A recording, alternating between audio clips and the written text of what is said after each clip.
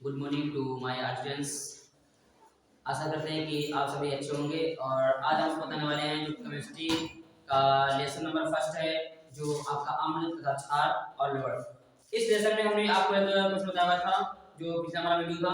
आज हम आपके लिए एक नया क्वेश्चन लेके आए हुए हैं जो काफी परीक्षा की दृष्टि से काफी इंपॉर्टेंट है। तो देखिए, जैसा आप देख सकते लिखा हुआ है आपके सामने कि अम्ल किसे कहते हैं।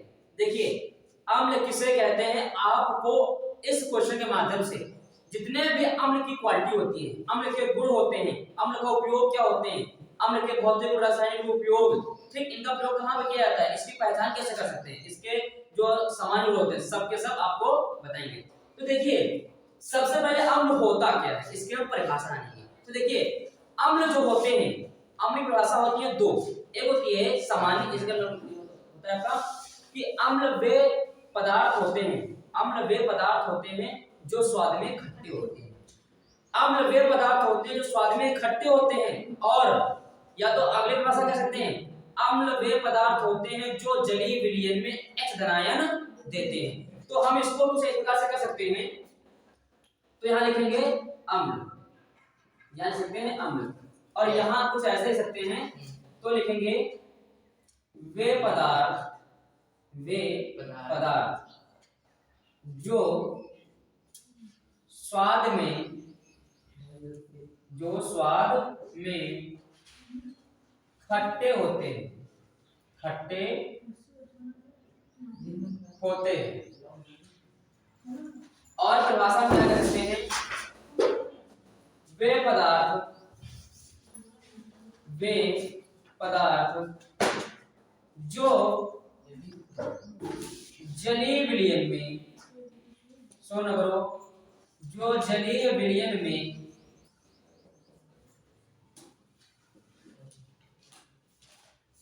H धनायन देते हैं। देखिए, बड़ा ध्यान दो, देखिए, अम्ल जो होते हैं उनकी दो परिभाषा हो सकती है। एक आप कह सकते हैं कि वे पदार्थ जो स्वाद में खट्टे होते हैं, वे पदार्थ जो स्वाद में खट्टे होते हैं अम्ल कह जाते हैं। ये नहीं कह सकते, आप लोग कह सकते हैं कि वे पदार्थ जो जलीय विलयन में, जो जलीय विलयन में H धनायन देते हैं, जो जलीय विलयन में H धनायन देते हैं। तो ये आपका हो जाएगी दूसरी परिभाषा। H धनायन का अर्थ होता है आपका हाइड्रोजन आयन, यानी कि धनायन देते हैं, ठीक। तो ये आपकी जो परिभाषा है सामान्य परिभाषा है, और ये आपकी होती है आर्हेनियस, ये आपकी है परिभाषा आर्हेनियस के अनुसार। तो आपने समझा कि इस अम्ल जो होंगे वो स्वाद में खट्टे होते हैं। दूसरी बात, ये जलीय विलयन में क्या होते हैं, ये रहते हैं आपके H धनायन, जिसको कहते हैं हाइड्रोजन आयन। अब बात आती है कि इसके गुण, इसके गुण। तो देखिए, हम पहले एग्जांपल लिखते हैं अम्ल की। तो एग्जांपल आपके सामने लिखते हैं, HCl होता है, कॉमा आपका H2SO4, ये भी आपका अम्ल होता है, HNO3, ये भी अम्ल होता है, और आपका HNO2, ये सभी आपके अम्ल के एग्जांपल होते हैं। दूसरी बात रही, अब देखिए, अब यहां पर लिखेंगे गुण, यहां लिखेंगे गुण। तो अब बात आती है इसके क्वालिटी कौन कौन सी होती है, लेकिन कंडीशन है कि इसकी क्वालिटी आपकी दो तरह से होती है। एक आपका होगा भौतिक, जो समान गुण कह सकते हैं, दूसरा आपका हम कह सकते हैं कि अपने राशि वाला। तो यहां पर लिखेंगे पहले भौतिक गुण, भौतिक गुण। तो देखिए भौतिक गुण क्या होते हैं। फर्स्ट आपका होता है स्वाद में खट्टे, स्वाद में खट्टे। दूसरा जलीय विलयन, जलीय विलयन में H धनायन देते हैं, H धनायन देते हैं। तीन, नीले लिटमस को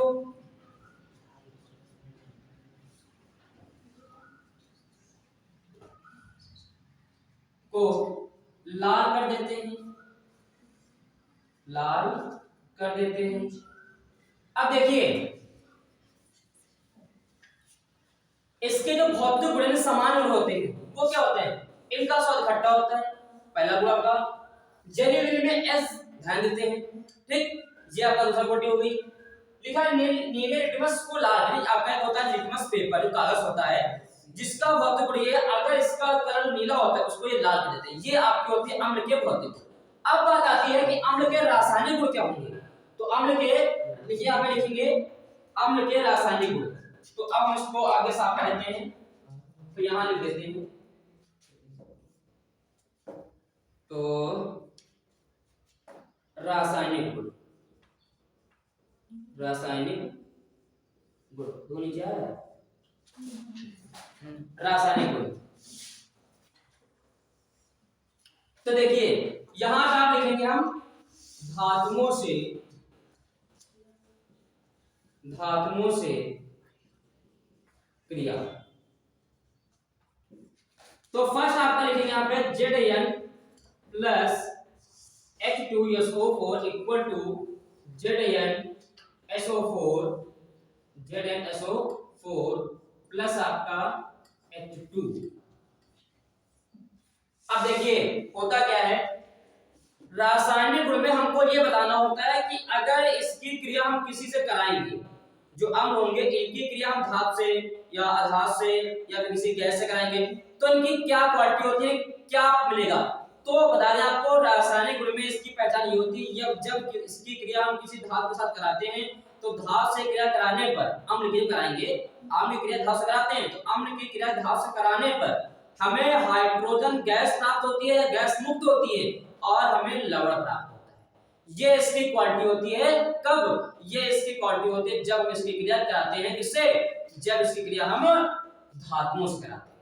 तो इसी प्रकार से इसके कई गुण होते हैं, चाहे आप कार्बन से करा लीजिए, चाहे आप ऑक्साइड से करा लेते हैं, ठीक है। तो ये आपकी क्वालिटी होती है कि ये आपके कुछ क्वालिटी गैस और लवण बनाएंगे जब इसकी क्रिया हम किसे कराते हैं। तो ये आपके होंगे रासायनिक गुण। अब देखिए इसका उपयोग जो होता है, तो इसका उपयोग भी क्या क्या होता है बता दें आपको।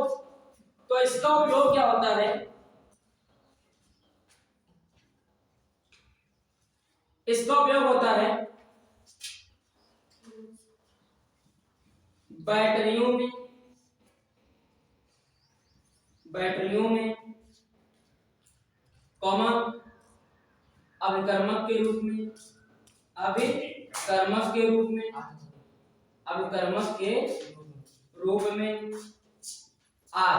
देखिए होता क्या है, जो आपकी बैटरियां होती हैं, जो बैटरी आपकी होती है उसमें हम इसको जब डालते हैं तो ये आप जो ये होता है अम्ल, ये एक विद्युत अपघट्ट का कार्य करता है। हमने पढ़ाया था जो विद्युत अपघट्ट होता है किसे कहते हैं, विद्युत अपघट्ट एक ऐसा पदार्थ होता है, ऐसा विलीन होता है इसमें धारा को प्रभावित कर सकते हैं, हमने पढ़ा हुआ था। तो ये आपकी जो बैटरी होती है उसमें आपका अम्ल ही पड़ा होता है, ठीक, और इस अम्ल पड़ा होता है, इसमें धारा प्रभावित होती है, ठीक। तो इससे हम कहते हैं विद्युत अपघट्ट के रूप में, या इसको बैटरी में डालते हैं, और आपका दूसरा होता है प्रयोगशाला में अभिकर्मक के रूप में इसका उपयोग करते हैं। तो आज आपने सीखा कि अम्ल किसे कहते हैं, सिपरखासा, ठीक। तो दो तीन स्वाद इकट्ठे और जरूरी में अग्रहण देते हैं, ये आपको होती है R19 के अनुसार। एग्जांपल आपके सामने लिखे होते हैं, ठीक। अब आते हैं इसके भौतिक गुण क्या होंगे अम्ल के। तो स्वाद इकट्ठे होते हैं, ठीक है, जलीय में अग्रहण देते हैं, और आपका जो नीले लिटमस पेपर को ये लाल कर देते हैं, ठीक। अब आते हैं इसके रासायनिक गुण क्या होते हैं। तो लिखा हुआ है कि धातु से क्रिया कराते हैं, तो आपको बताना चाहिए अगर इसके रासायनिक गुण जो होते हैं, अगर इसे क्रिया किसी से कराते हैं, धातु से कराएंगे तो क्या होता है, लवण बनेंगे और आपके हाइड्रोजन गैस मुक्त हो जाती है। और इसके उपयोग बैटरियों में, अभिकर्मक के रूप में, और भी कई प्रकार से इसके उपयोग करते हैं। तो आशा करते हैं कि आपको समझ आया होगा। तो हमारे चैनल को लाइक, सब्सक्राइब और कमेंट बॉक्स में कमेंट जरूर करें।